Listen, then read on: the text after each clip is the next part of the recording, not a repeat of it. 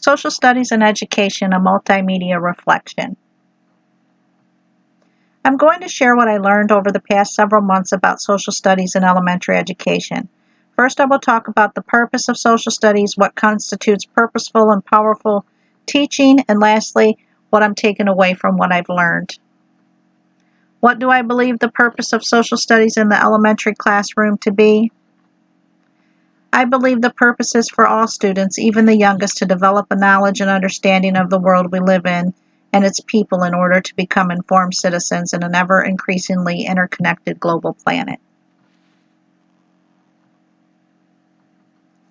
If you view this umbrella as representing the big ideas and the lights interconnected by wires representing the 10 themes or strands of social studies with their endless concepts, it's easier to understand my explanation.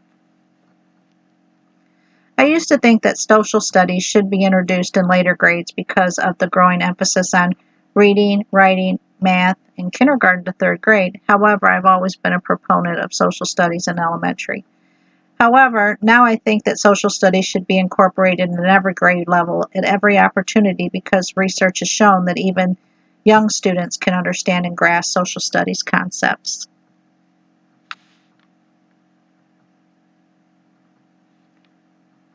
What constitutes powerful and meaningful social studies teaching and learning? It begins with big ideas and concepts versus the traditional way of memorizing facts and dates like I was taught in middle and high school.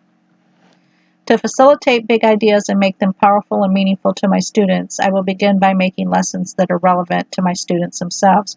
We should use a diversity in our own classrooms and community whenever possible. Another way to make social studies powerful and meaningful for students is to make learning student-centered through various learning experiences. Students need to make connections to what they are learning through immersion and activity. For example, taking students to a landfill to understand what happens to waste when we take it to the street, or to a farm to understand how food makes it to a grocery store. What better way for students to learn about the world around them than by using technology? Technology has brought learning about the world and its peoples easily into everyone's classroom. Information and communication passes instantaneously across the globe, and students can easily tap into that information. Technology we can use to track and chart the location of produce from a grocery store across the country or across the world. Combining social studies concepts across curricular disciplines is a strategy that fosters greater understanding and critical thinking. For example, the global goal of clean water can be taught in conjunction with a science lesson on landforms such as lakes, streams, rivers, oceans, etc. Higher level thinking and increased engagement can be achieved when students are able to relate concepts across a curriculum. Most importantly, it allows the teacher to incorporate social studies curriculum when time is a premium.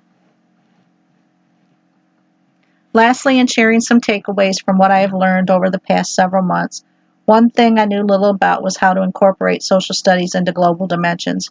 For example, India's environmental history relates to the global issue of waste disposal and pollution, or the Flint, Michigan water crisis as it relates to the global issue of clean water as a basic right.